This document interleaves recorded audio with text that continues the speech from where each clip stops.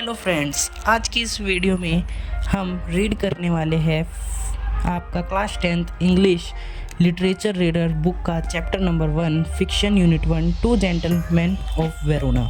तो चलो स्टार्ट करते हैं। Two gentleman of Verona. As we drove through the foothills of the Alps, two small boys stopped as on the outskirts of Verona. They were selling wild strawberries. Don't buy, warned Luigi, our courteous driver. You will get fruit much better in Verona besides these boys. He shrugged his shoulders to convey his disapproval of their shabby appearance. One boy was wearing a worn jersey and cut-off khaki pants, the other a shortened army tunic gathered in loose fold about his skinny frame.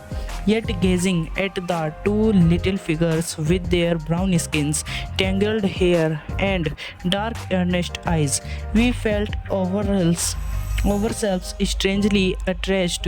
My companion spoke to the boys, discovered that they were brothers. Nicola, the elder, was 13. Jacopo, who barely come up to the door handle of the car, was nearly 12. We bought their biggest basket, then set off towards the town.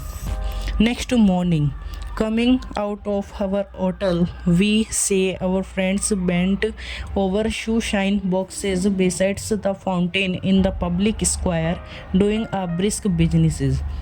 We rest for a few moments, then, as trade slacked, we went over.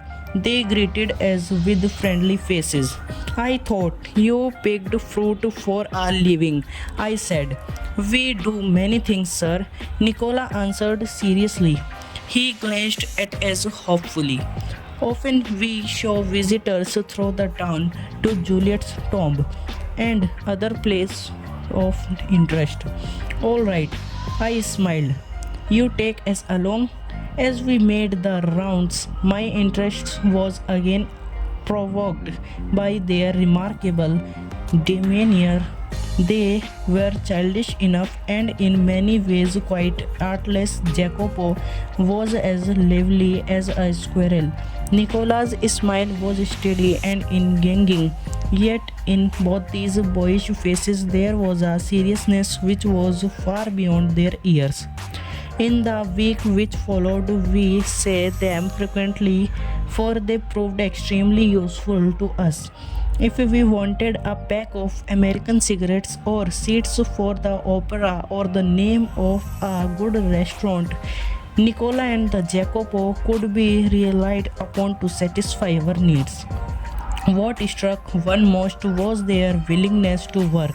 During these summer days under the hot sun, they shined shoes, sold fruits, hogged newspaper, conducted tourists round the town, and ran errands.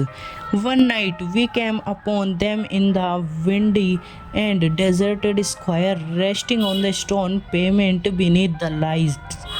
Nicola sat upright, tired. A bundle of unsold newspaper lay at his feet. Jacopo, his head resting upon his brother's shoulders, was asleep. It was nearly midnight. Why are you out so late, Nicola? Waiting for the last bus from Padua. We shall sell all our papers when it comes in. Must you work so hard? You both look rather tired. We are not complaining, sir. But next morning, when I went over to the fountain to have my shoes shined, I said, Nicola, the way you and Jacopo work, you must earn quite a bit. You spend nothing on clothes. You eat little enough. When I see you have a meal, it's usually baked bread and figs. Tell me, what do you do with your money? He colored deeply under his sunburn, then grew pale. He looked to the ground. You must be saving up to the emigrates to America, I suggest. He looked at me sideways, spoke with an effort. We should greatly like to go to United States, but here at present we have other plans. What plans? He smiled uncomfortably. Just plans, sir, he answered in a low voice. Well, I said, we are leaving on Monday. Is there anything I can do for you before we go? Nicola shook his head, but suddenly Jacopo said, sir, he burst out, every Sunday we make a visit to the country, to Poleta, 30 kilometers from here. Usually we hear bicycles, but tomorrow, since you are so kind, you might send us in your car. I had already told Luigi that he might have the Sunday off. However, I answered, I will drive you out myself. There was a pause. Nicola was glaring at his young brother in vexation. We could not think of troubling you, sir. I want any trouble. He bit his lip, then, in a rather put out tone, he said, very well. The following afternoon, we drove to the tiny village set high upon the hillside.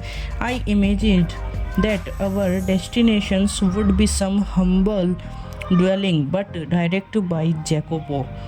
We drew up at a large red roofed villa surrounded by a high stone wall. I could scarcely believe my eyes, and before I could recover my breath, my two passengers had leaped from the car. We shall not be long, sir, perhaps only an hour. Maybe you would like to go to the cafe in the village for a drink. They disappeared beyond the corner of the wall. After a few minutes, I followed. I found a grilled side entrance and determinedly rang the bell. A pleasant looking woman with steel rimmed spectacles appeared. I blinked as I say that she was dressed in the white uniform of the trained nurse. I brought two small boys here. Yes. Her face lit up. She opened the door to admit me. Nicola and Jacopo, I will take you up. She led me through a cool, tiled vestibule into the hospital. For hospital the villa had become. At the door of the little cubicle, the nurse paused, put her fingers to her lips, and with a smile bade me to look through the glass partition. The two boys were seated at the besides of the girl, about 20, who, propped up on pillows, wearing a pretty lace jacket, was listening to their chatter. Her eyes soft and tender. One could see at a glance her resemblance to her brother's. A vase of wild flowers stood on her table, besides a dish for fruit and several books. Won't you go in? The nurse murmured. Lucia will be pleased to see you. I shook my head and turned away. I felt I could not bear to intrude upon his happy family party. But at the foot of the staircase, I drew up and begged her to tell me all she knew about these boys. She was eager to do so. They were, she explained, quite alone in the world, except for this sister Lucia. Their father, a widower, a well-known singer, had been killed in the early part of the war. Shortly afterwards, a bomb had destroyed their home and thrown the three children into the streets. They had always known a comfortable and cultured life. Lucia had herself been training as a singer, and they had suffered horribly for near starvation and exposure to the cold winter months. They had barely kept themselves alive in a sort of shelter they built with their own hands amidst the rubble. Then, for 3 years, the Germans ruled the city. The boys grew to hate the Germans when the resistance movements began secretly to form. They were among the first to join. When the war was over and we had peace at last, they came back to their beloved sisters, and they found her suffering from tuberculosis of the spine. He paused, took a quick breath. Did they give up? That question. They brought her here, persuaded as to take her into the hospital. In the 12 months she has been our patient, she has made good progress.